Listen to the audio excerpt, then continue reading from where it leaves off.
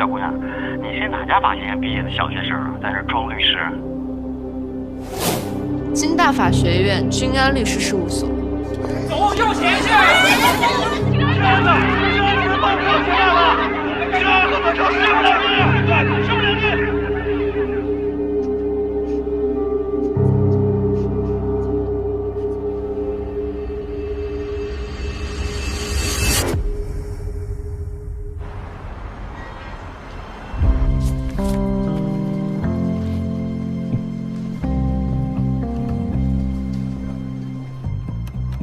宋月，我记得我们当年刚入职的时候啊，也被您跟白烈生见过，当时手忙脚乱的程度，我现在做梦还经常能梦见。希望这帮孩子啊，能跟你们一样，扛住压力。哎，在白律门口坐着的那个是叫任家彤吗？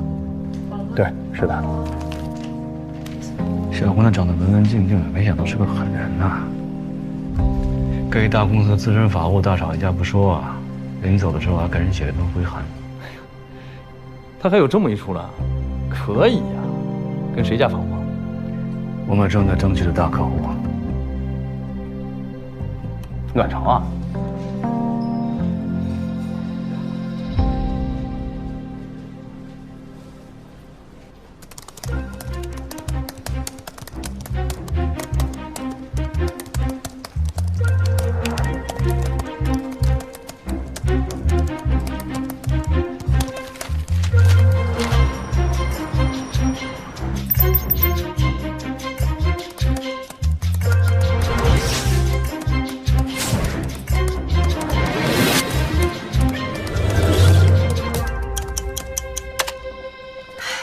交了，这么快？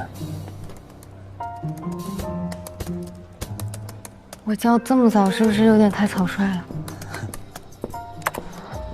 我也交了。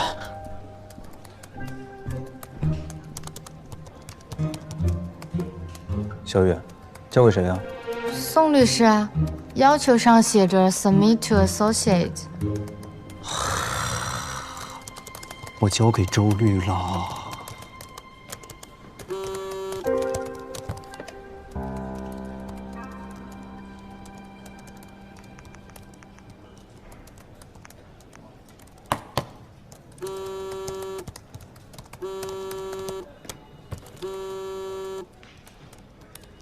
喂，什么天大的事儿啊！第一天上班不都装样子的吗？我今天可是好不容易能有时间陪你啊！行，我尽快。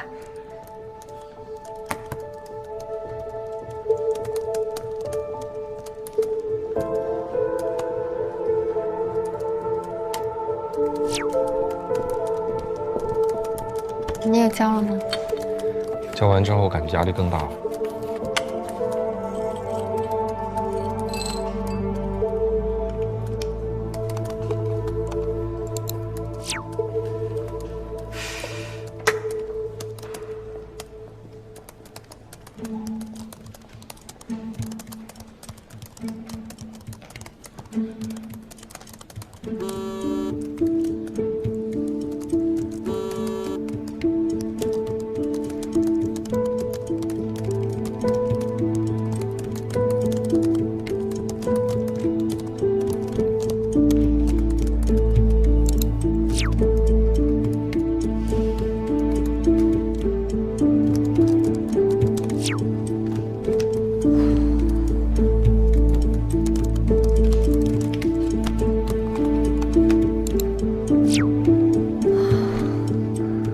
周律师好。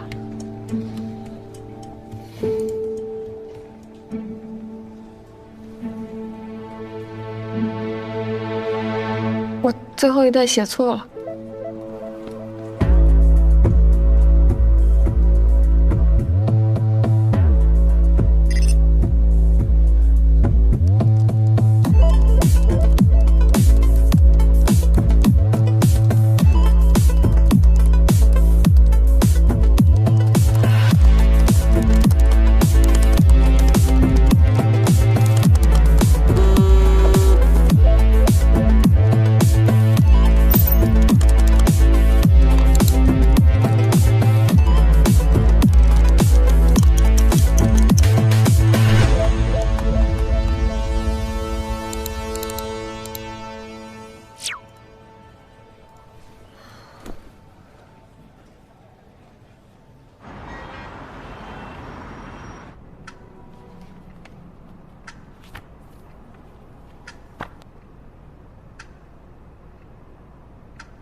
咱们是不是可以先走了？应该得等师哥过来之后，然后通知咱们再走吧。我看那边公寓都已经没人了，他今天晚上不回来，我们就还不走了。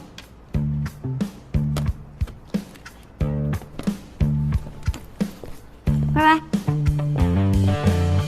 要不我给周队发个微信问问吧。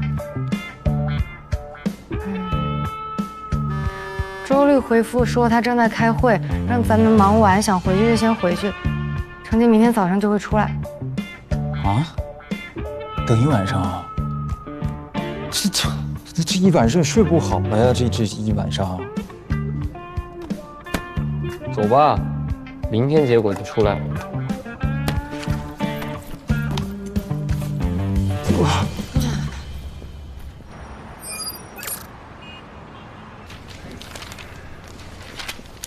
哎呦，任家图，你怎么来这么早啊？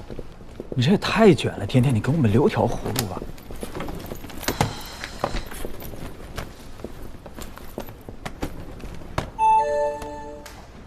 成绩出来了。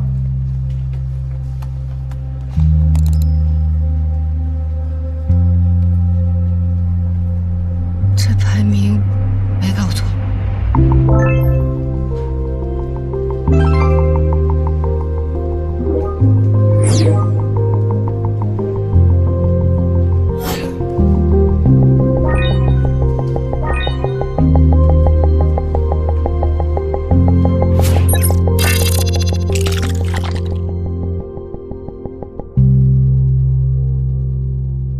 第一轮考核的分数都出来了，你们也都看过彼此的报告了吧？有没有异议？那我先说啊，这次分数是庄律、白律和我一起打的，但是谁排第一这件事上，我跟白律是有分歧的。江晨，你觉得你跟任家彤谁更好？我认为我吧，因为在此之前我跟大家也都有聊过，我发现在本案中，我们大部分人选择的都是配送员李某作为客户。我理解，因为李某呢在本案中法律关系最丰富，同时作为律师发挥的空间也更大。可是我查阅了君安的官网，我发现好像在本案中的物流公司是我们君安更常见的客户群体，所以我也选择了物流公司作为我的客户。回归到本案，我认为呢，物流公司和配送员李某之间并非劳动关系，因为他们之间的配送员服务协议并非是劳动合同性质的，而且李某呢，对于北京绿色航迹物流有限公司也并不具有认定事实劳动关系所必须的依附性和从属性。关于从属性这一点，我也有检阅以往的司法判决，并且整理出了一份案例检索报告，作为我法律意见的附件一并提交了上去，它可以对我法律意见中的观点予以佐证。说得很好。江晨因为有英美法体系教育背景，所以他特别重视判例解锁和研究，这一点值得充分肯定。因为在所有人当中，只有他注意到这一点。谢谢宋律。任家彤，你怎么想？江晨运用案例检索和类案报告的方式确实很值得学习，但我始终认为，法律意见书要能给予客户最实质的帮助，这才是最重要的。我选取的客户是配送员李某，因此我的方案里不但给出了专业具体的法律分析意见，同时向客户详细说明了后续可能的诉讼方案。如果他要针对其他各方提起诉讼，该如何选择相应的管辖法院当事人主体，还列举了一些可以尝试主张的诉讼请求。我相信，如果在未来的工作中采用我的意见书，我的代教律师不用熬夜大改，很快就能回复给客户。说得非常好。其他人呢，都是围绕着案件本身进行法律分析，这是典型的学生做题思维。只有任家彤不一样，白律的原话，你是在用一名职业律师的解决问题思考方式在工作，这在白律那儿可是很高的评价。另外，我昨晚也做了一些案例检索，我发现我们这个案子还可以同步进行证据保全。只是在布置任务时，周律师说了，这次的法律意见是出具给客户的，而我认为这部分内容过于专业，可以先不必呈现给客户。这是我的一些补充意见，希望能够供主办律师参考。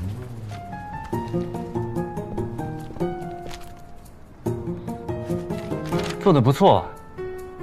你说的很对，在工作中的这些文件不需要直接呈现给客户。不过，如果你昨天晚上就能把这些文件交给你的上级律师作为内部资料进行参考的话，那谁排第一就没有悬念了。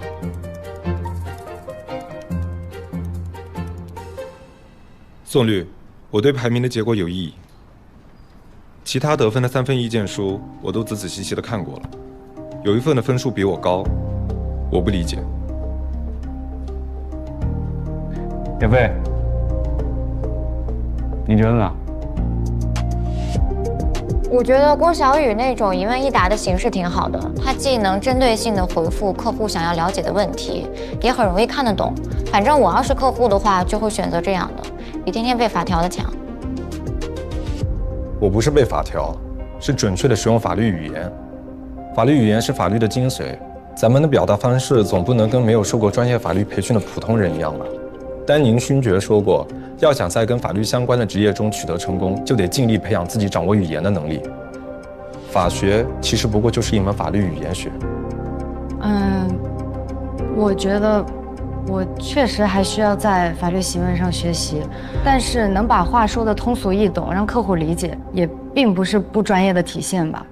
就像我们看过的一些法考老师的视频，他们被大家喜欢，就是因为他们能把复杂的法律问题讲得清晰明白的同时，还很风趣幽默。而这一次，我们大多数人选择的客户是配送员李某，恰恰是没有专业法律背景。郭小雨是吧？你是不是做过一些普法视频？你的网名叫小雨点来说法。哎，郭小雨，这个真是你啊？嘿，我记得你做过一个有关大学生毕业怎么签劳动合同的视频，对吧？是用动画形式表现的，还挺有意思。真的吗，宋律？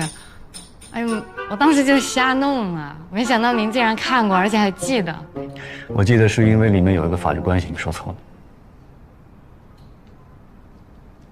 关于昨天的考核，我就先说到这儿啊。我希望大家在下一轮的比赛中还是要多用心，尤其是那些分数靠后的同学，我希望你们在接下来的考核里面能够尽量多的展示自己的能力，提高分数。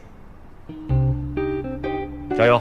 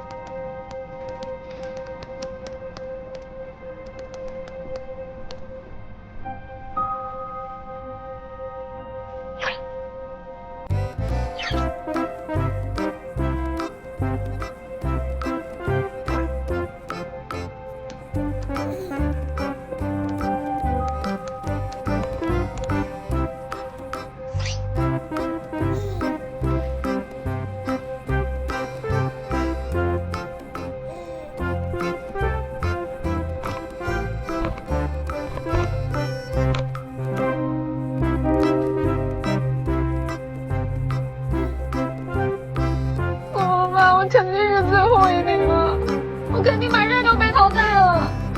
你能不能以后不要这样？我工作的时候能不能不要一直给我打电话，一直给我发信息？我很想留下来，我很想拿到这个 offer。相比之下，我的优势就是在君安实习过，毕竟比大家早来了几个月。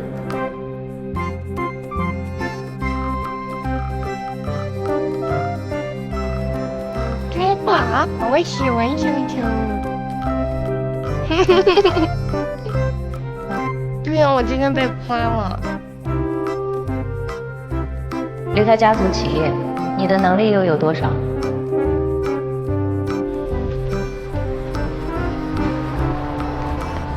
林家栋，如果你昨天晚上就能把这些文件交给你的上级律师，那谁排第一就没有悬念了。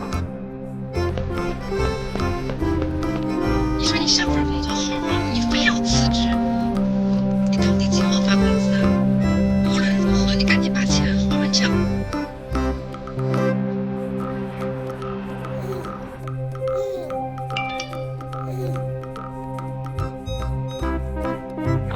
我这里有一个代理被告方医院的医疗纠纷案，看看谁能帮我做一下准备工作，包括法条和类案检索。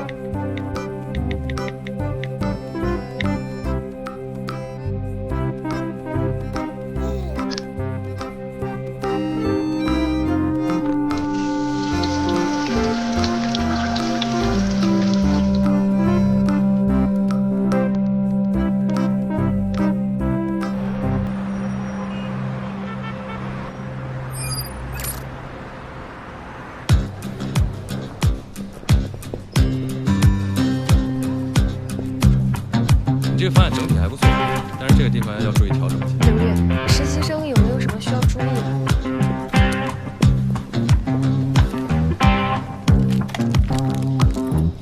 昨天帮我做文件的任佳彤做得不错。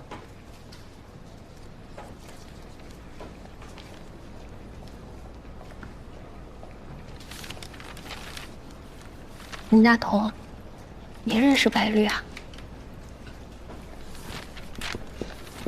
老陆，你不是圈的老人吗？白绿怎么没找你呢？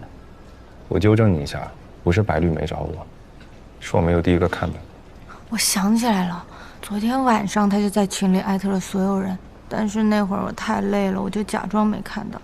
原来这个人就是白绿啊，他微信用的英文名，怪不得。我赶紧改了备注。恭喜啊，第一个和白绿办案的。谢谢。你真的挺优秀的，你提醒了我，之后还是要调整夜跑的时间，不然会错过群里的消息。再一次谢谢。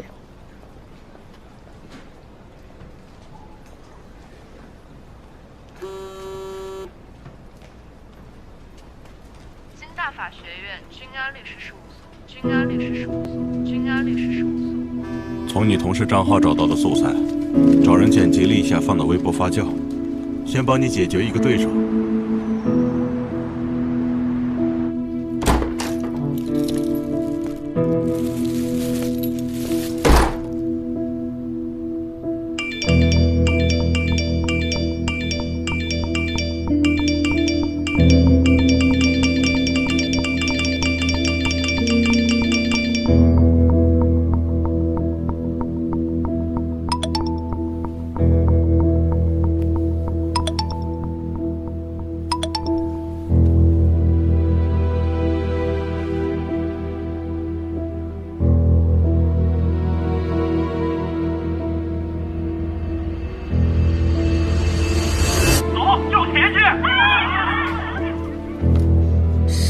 是我录的，我当时发到网上就忘了，为什么会被营销号发现啊？我那个号平常根本就没有人看的，我真的没有想到会这样。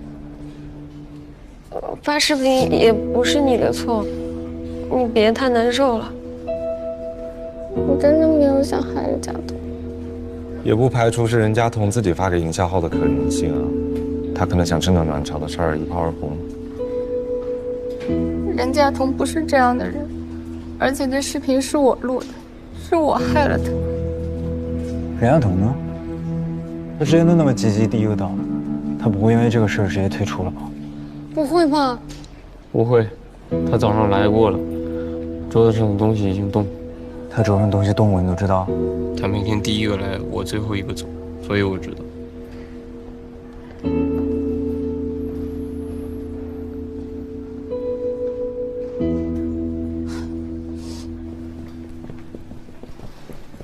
周律，居然会因为暖潮这事淘汰我吗？说实话，你这个事儿确实影响太大了。据我所知啊，暖潮之前的常年法律顾问团队是一个名不见经传的小组，他们最近跟君安有深度接触，所以大概率会换到君安来。所以你这个事儿出的太不是时候，我也不知道最后会怎么处理，但是肯定得等到庄主任跟几位合伙人研究开会之后才能决定。那你觉得我现在还能做点什么吗？我不能干等着被淘汰啊！你就去多表现自己，把你手头上的工作做好。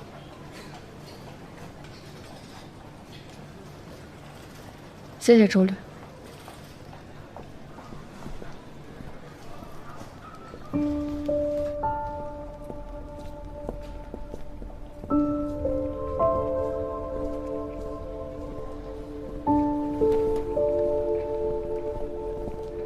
任佳彤，对不起啊，我真不是故意的。我平常没事就爱拍点视频传到自己账号上。我那天晚上真的没有多想，我就是觉得你特别厉害，我随手一拍就往上面传了。我平常那个账号真的都没有什么人看的，关注我的都是什么同学啊、朋友什么的，点赞量每次最多就是几十个。我真的不知道这一次到底是怎么回事。没事儿。我心里真的特别难受。没事儿，你又没有恶意剪辑，顶多算是一个忠实记录者，对吧？你还帮我美颜了，我真不怪你。让我过去行吗？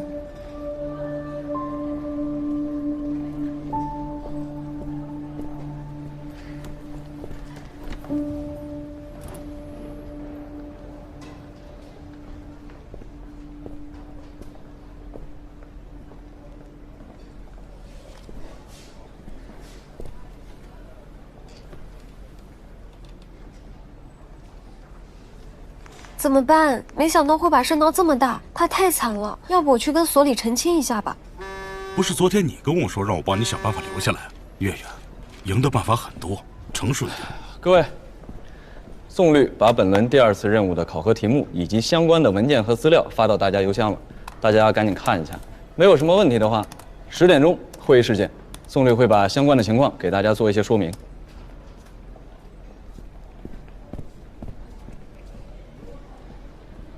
这次的考核内容呢，是要请大家共同来翻译一份跨国投资收购案的法律文本。我先简单跟大家介绍一下，我们的客户呢是一家中国公司，要收购境外的一家外国企业，名叫科恩。是我知道的那个科恩吗？一个在半导体设计领域非常有潜力的独角兽企业，掌握很多发明专利。没错，等收购完成以后呢，科恩公司会跟我们的客户在半导体研发领域进行整合。之前呢，他们已经签订了一系列的协议，最近呢，又对一些细节进行了磋商，并达成了共识。科恩公司聘请了美国著名的律所 James 跟我们一起工作，希望我们从境内外法律层面对这个交易进行把关。发一下，往后传一下。詹姆斯律所就新一轮的谈判达成了协议，拟好了一份英文版的补充协议及其配套附件。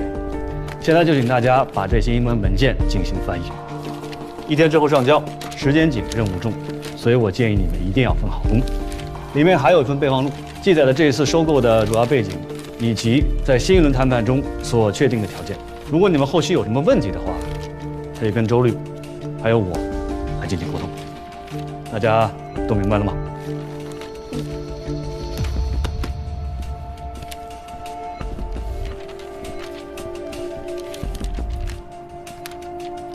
大家有什么问题吗？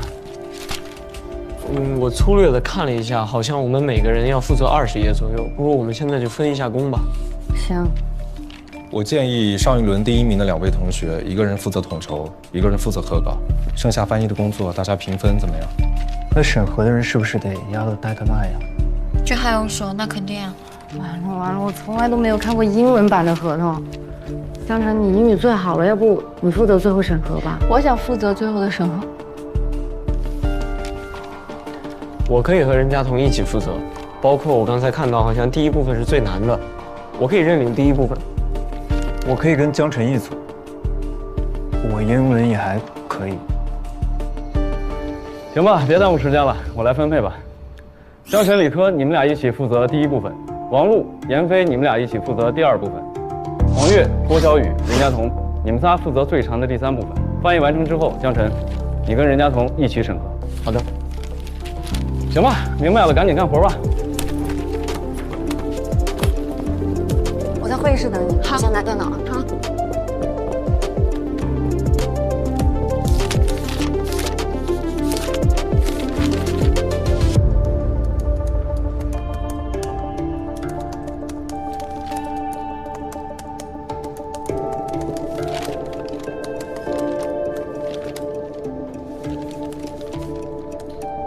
我怎么觉得这份补充协议有点问题啊？你们看手上这份备忘录的记载，客户曾明确表示，他们收购科恩公司是因为看中科恩有一项半导体芯片发明专利，认为科恩公司会有很大的业绩成长空间。但是James出具的这份补充协议附件中，却写明科恩公司此前已经将该项专利授权给了第3方公司，也就是肯斯特公司，并且授权性质为 exclusive license。什么是 exclusive license？exclusive license 就是独占性授权，指权利人将专利授权给他人后，包括自己在内的所有人都无权再使用。也就是说，即使现在收购了科恩公司也无权再使用这项专利。也就不一定能够像我们客户所期望的那样有长足的业绩增长了呀。这毕竟是大名鼎鼎的 James 出的协议，咱们贸然给人挑毛病，会不会有点太草率了？任家彤，要不咱们还是先翻译吧？这轮就是考翻译，要是我们在规定的时间里面完不成，那最后你审核的工作也得受到影响。再加上卵巢的事还没有结果呢，这一轮可不能再出岔子了。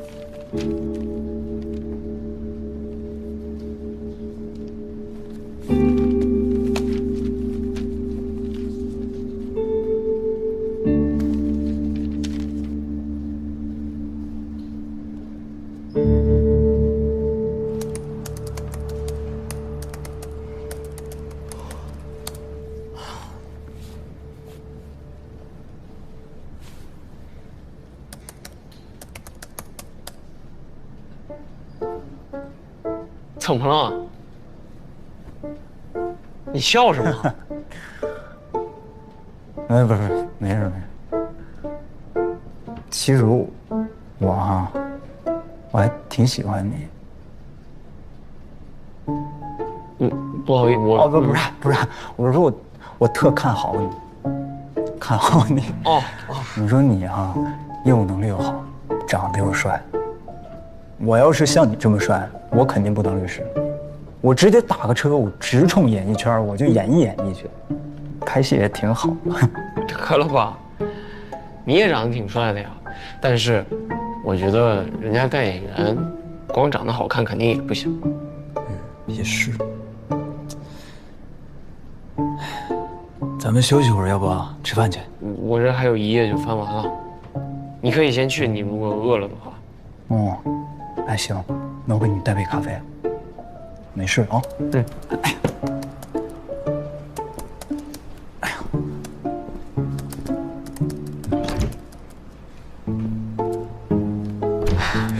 没吃饭呢啊。中午加了伙伴。行。你们那组做的怎么样？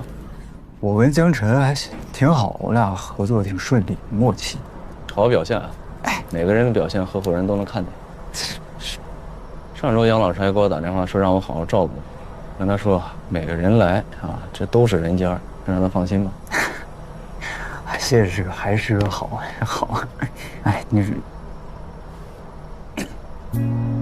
哎，师哥，那咱们这次分组的话，那算分，就是算积分的话，按照一组来算是吧？我觉得不会。按照我们以往的经验，每组里边一个高分，一个低分比较正常吧？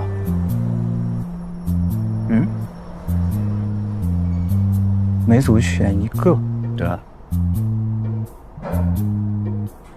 走吧。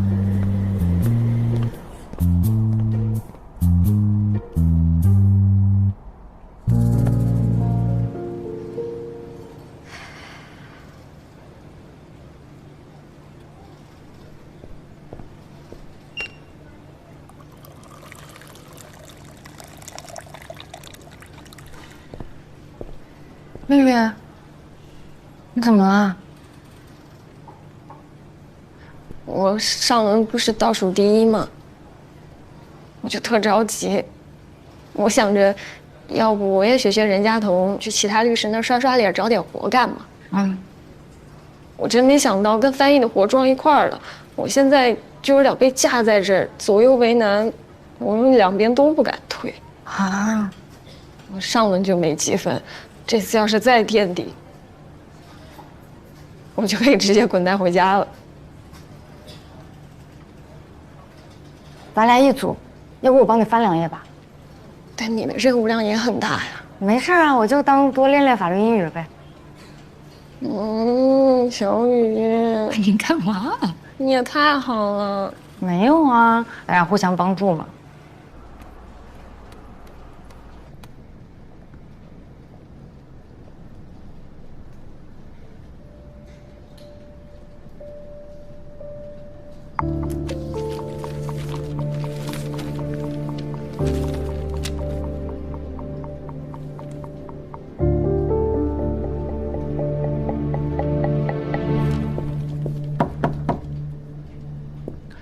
这部分发完了，你先审核一下吧。你好厉害呀，怎么翻这么快啊？你是在国外长大的吗？法律英语算我的强项之一吧。之一？那你还有什么更厉害的吗？目前还没有碰到比做律师更好玩的事情，所以暂时还不能回答你。但是我想做好的事情还没有做不好的。燕飞，你好棒哦！你这份怎么这么多呀？燕飞，你们组翻的好快，王璐也翻完了吗？我们俩各翻各的，我进度比较快，而且这是比赛啊。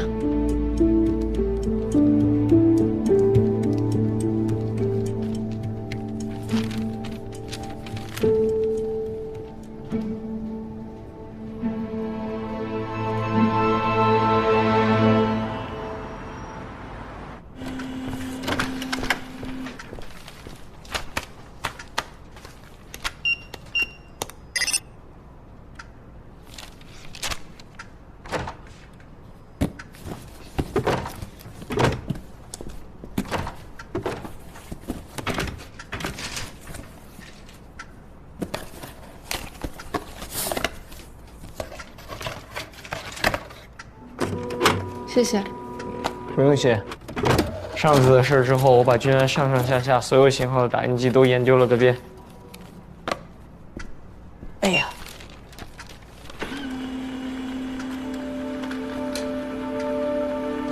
你也发现了？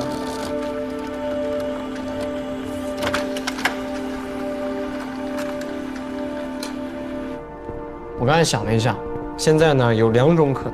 第一种就是 James 给的协议文本没有问题，是咱们的客户发生了错误的判断，可能科恩公司把自己的专利独占授权出去之后，自己已经没有能力再使用这项专利了。咱们的客户相信了他们的空头承诺，同时误判了他们未来的盈利能力，这是第一种。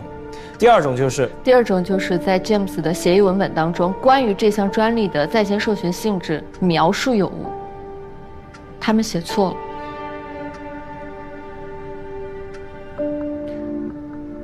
我有一个小困惑，咱俩不是分工不一样吗？我负责第1部分，你负责第3部分。其实 exclusive license 这个词在我这儿第15页才出现，你那儿第1页就有，那你肯定也不是刚发现这个问题嘛？你怎么没跟宋律或者周律他们聊过这个事儿？你说像 James 这种在华尔街根植几10年的律所，他们会犯这么简单的错误吗？咱们现在的首要任务应该是把他们的原协议文件拿出来再看一遍。现在看原协议文件，我们的翻译任务肯定完成不了，况且我们要负责审核工作，交不了的话要连累所有人，而且量那么大，不是你我2个人能在这么短的时间内看完的。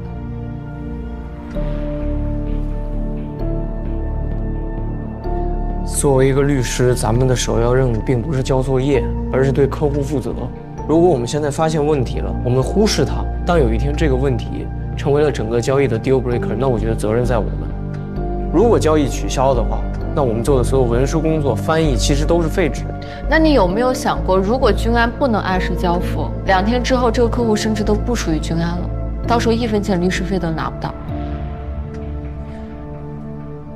你有没有，哪怕就一点，你有没有被那个视频的事影响到？你现在是求稳，怕输。你是不是天生就爱在别人伤口上撒盐？我怕输有错吗？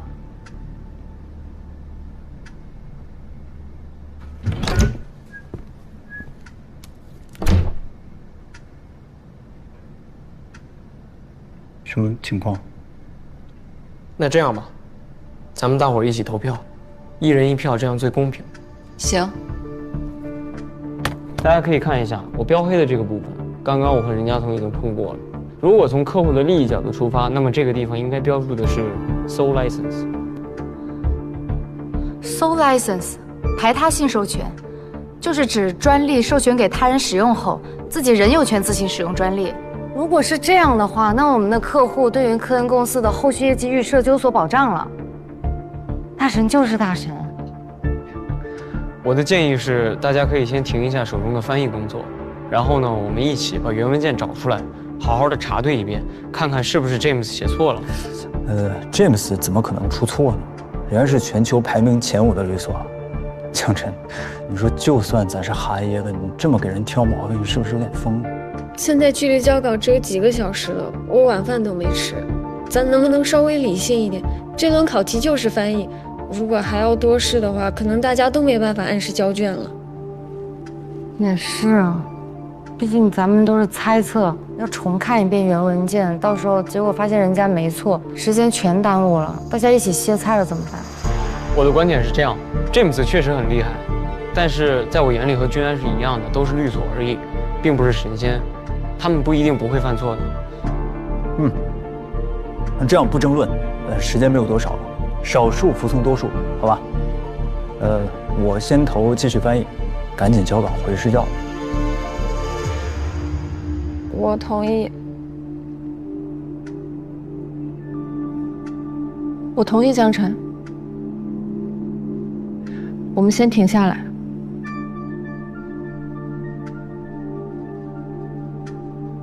任家彤，你自己闹出个卵巢视频的事儿来，现在还来折磨我们，你是想拉着我们跟你一起走啊？都是想干律师的人，能不能务实一点？不好意思啊，我现在问一个实际的问题。如果现在我们要原文件的话，我们就必须得去找宋律，让宋律去找客户公司，再让客户公司再去找科恩。会不会牵扯到的人有一点太多了？而且这么晚了，应该都休息了吧？咱们这回找宋律会不太好。肯定不太好啊！你想想，你这么晚打扰人家，你给人家大趴们都不高兴的，你这最后还要分组，那人家要不想要你呢，咱得不偿失。我觉得咱们去找周律吧。师哥应该睡了。任家彤，听高年级的律师们说，明天白律就回来了，合伙人们要开会讨论你的去留，你还是考量一下自己的留用概率吧，真的有必要吗？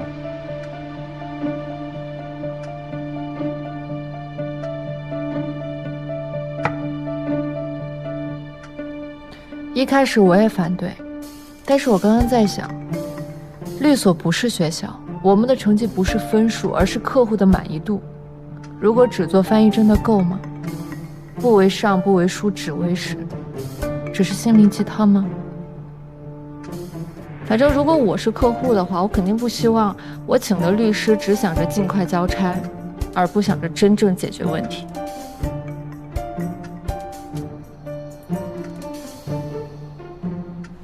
我有个务实的提议，大家继续翻译，让严飞、李克、王璐一起审核。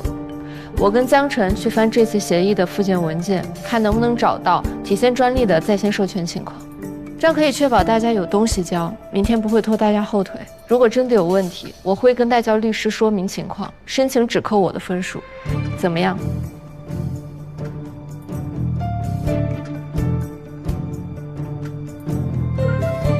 我也有分数，如果要扣的话，咱俩一块儿扣，你们觉得行吗？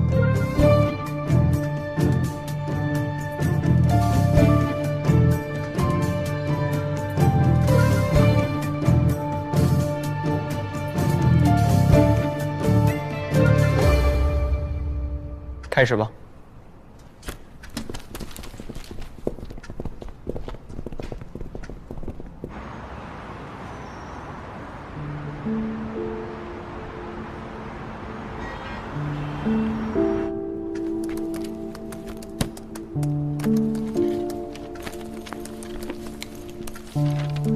我走了啊。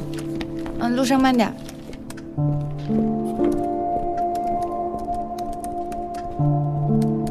拜拜。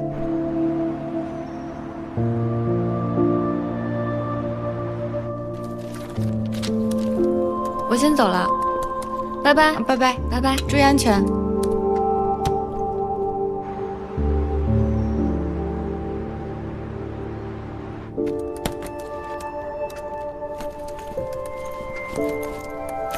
走啦。